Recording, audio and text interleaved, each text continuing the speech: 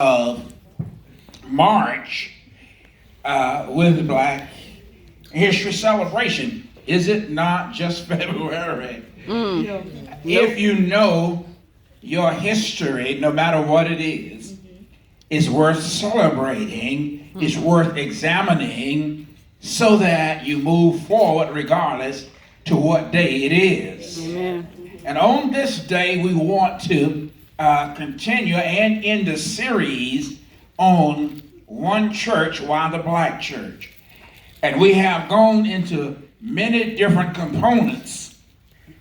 So we won't review all of that, but it becomes critical then to kind of move ahead into where we're going today. One of the things that impacts us are the visuals, the things that you see. Who are the people that you see when you look at that particular photograph? Can you identify with the people that are there?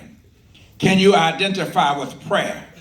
Can you identify with being connected? Can you identify with community? Had you been a part of the community during slavery, you wouldn't have been able to identify that way. But you would have been able to do it in small groups and down by the river in different settings, but it would have been different, but you would have had community.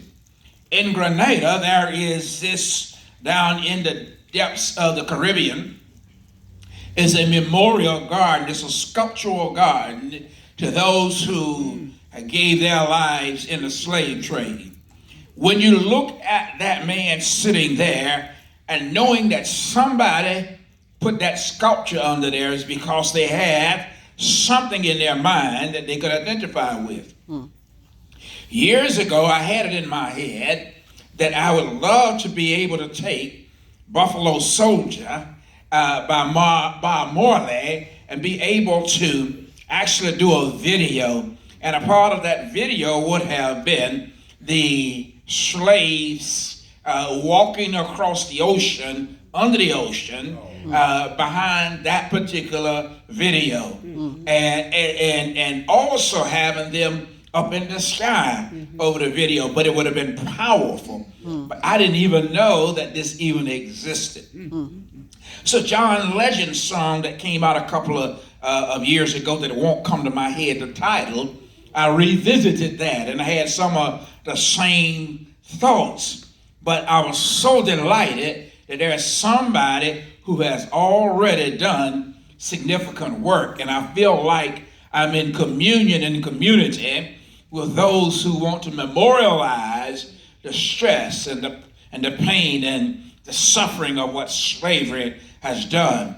And slavery for the African is not the only slavery that has taken place. Yes. Slavery has been worldwide, but for our focus today, there is this thing that we've all had to deal with. Now, I don't know what your journey has been. And I don't know when you came onto this earth what you've encountered. There are young people today that have been so blessed by the work that is going ahead of them that they have no concept of some of the issues that were in the civil rights movement, and they didn't have any concept of the things that was prior to that. In many ways we say, well, now that that's behind us, we don't need to talk about that anymore.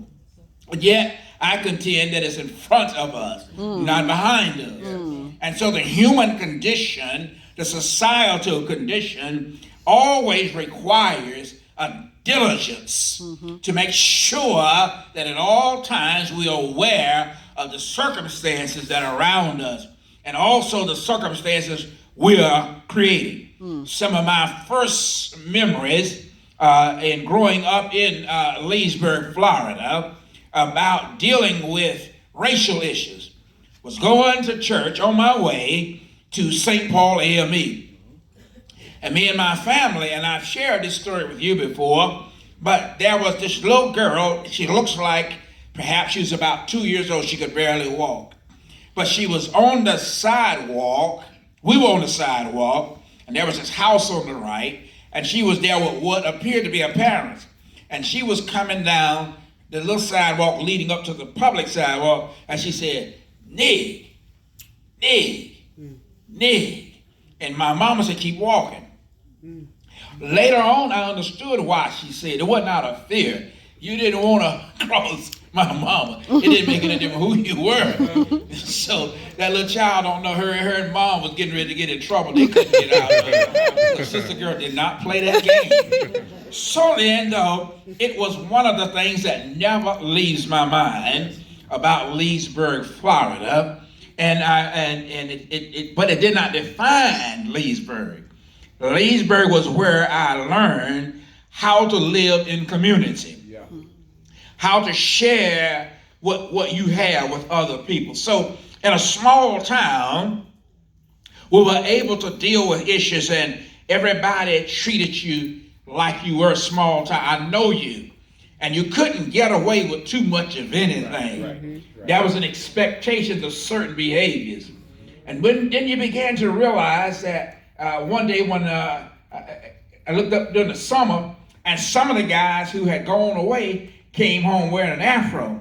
And I didn't know what that meant. I had never seen that much hair on anybody's head. And it's certainly in Central Florida. So I didn't know what that afro was and didn't know how you dared walk down the street in Leesburg with an afro. Because the hair had to be cut, and it cut low. But the whole concept of living under Jim Crow and living under the issues that I dealt with was because I was taught at St. Paul AME Church, I was taught at Carver Heights High School, Dabney Elementary, Rhymes Elementary, and all of the people who were around us. We came from little small places, Okahonka, Yalaha, Orange Bend, and Leesburg was the metropolis. Oh, wow. We had about 13,000 people. And so everybody was feeding into the schools there. But one thing that was clear to me was that I was at a place and in a community where I belonged. And I would be disciplined. And I'd be cared for. And there was an expectation that I would learn. It was never an expectation that I'm going to give you a grade and pass you through. So then I grew up, came to Raleigh in 1966, and I began to deal with my first full-time job.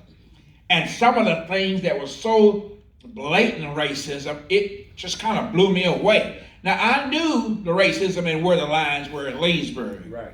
Everything was real clear. Yes. But up here, it was different than that. And I didn't understand that. But I learned quickly that although Raleigh was much larger, that racism played its hand in certain ways. Yes. Then I went to Shaw University. And when I went to Shaw, I began to see a total different world.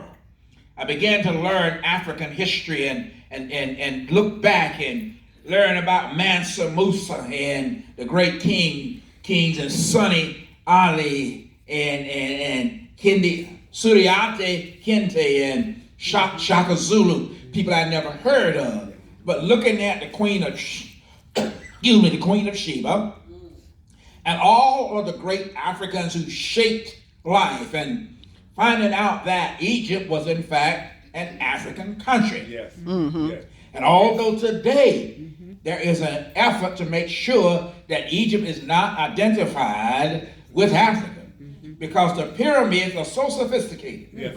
No one can figure out how they were built. Yes. So the idea is that an African doesn't have an intellect to have done that.